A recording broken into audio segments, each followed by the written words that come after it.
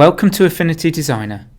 In this tutorial, I'll walk you through adding texture to vector objects using brushes which paint pixels. Let's get started straight away by jumping over to Pixel Persona by clicking this icon on the toolbar. In Pixel Persona, we are presented with lots of tools for applying raster elements to our design.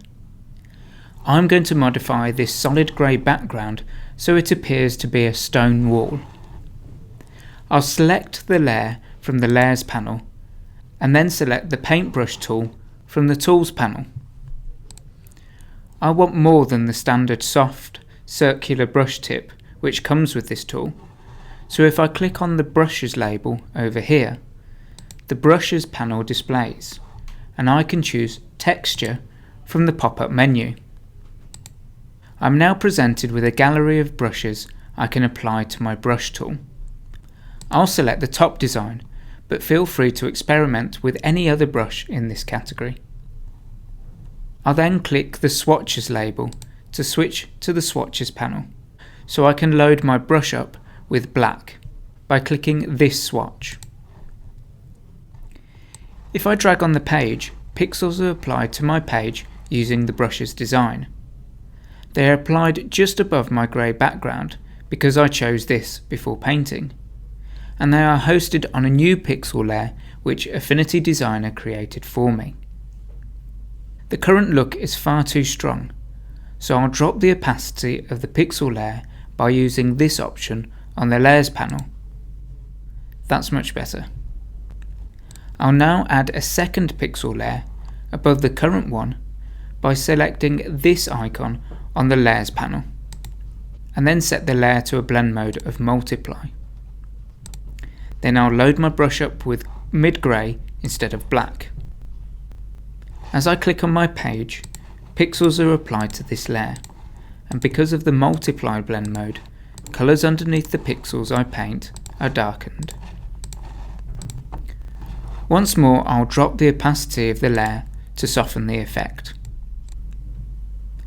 I'm going to add one more pixel layer and set this to screen blend mode instead. This will lighten areas of colour underneath when I click to place pixels on the page. If the effect looks unnaturally strong, simply drop the opacity. And there.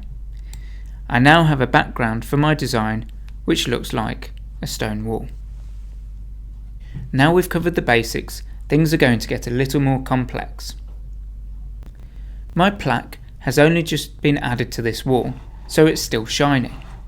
But as it becomes weathered, it'll gain more character.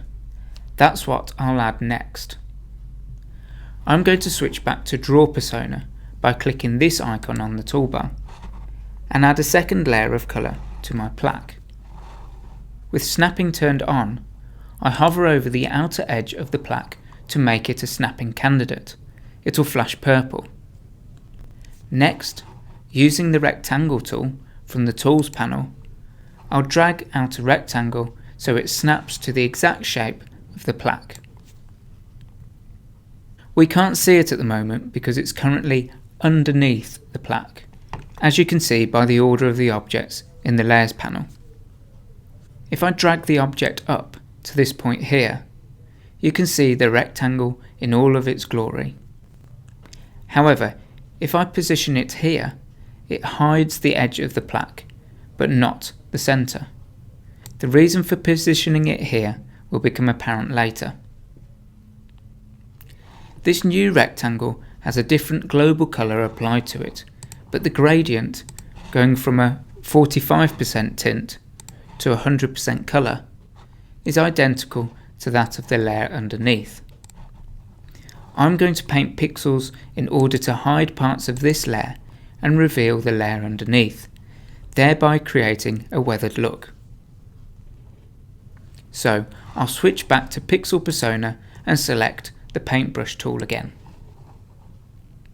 For this section of the tutorial, I want to work purely within this rectangle layer here. I don't want to affect any other part of my design. To do this, I'll nest my pixel layers within this rectangle layer. First, I select the rectangle layer in the Layers panel, and then I click this icon on the toolbar called Insert inside the selection.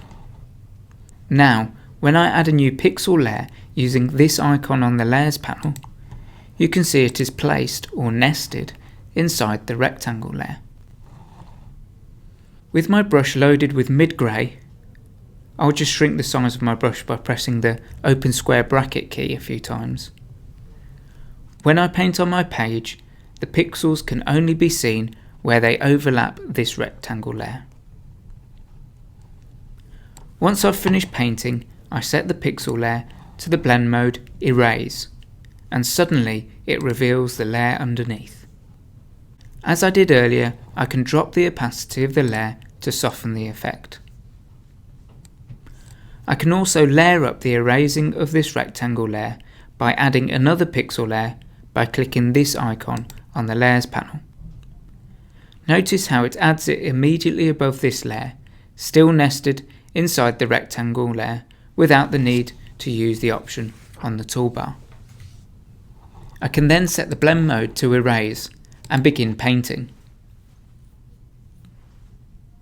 and then repeat this process for as many layers as I think I need. Working with multiple layers gives you the flexibility to reposition specific elements at a later date using the Move tool. It can also allow you to adjust layer opacity, as we've seen before, and you can even remove a layer and repaint if you are not happy with the design. Finally, we're going to work on the inner part of the plaque. I'll select the rectangle for this part on the Layers panel. Load the brush up with this colour from the Swatches panel. This is the same colour as the darker colour on the edge of the plaque. Make my brush bigger by pressing the close square bracket key several times. And finally, paint on my page. Affinity Designer creates the pixel layer for me, but if you forget to select the Insert inside the selection option, as I did, don't worry. You can always drag the pixel layer into the rectangle layer after you've finished painting.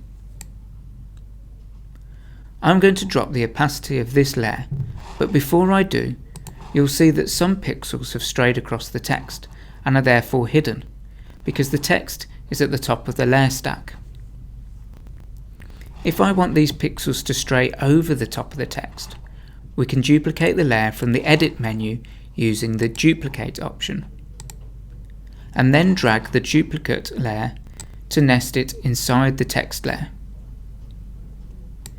This procedure maintains the consistency of the weathering across the plaque. As I've demonstrated several times already, you can adjust the opacity of the layer and stack up more layers to really give your textures depth. And that's it for this video. If you'd like more information about using Affinity Designer, please check out our comprehensive help system and our other video tutorials available from the Help menu. Thanks for watching.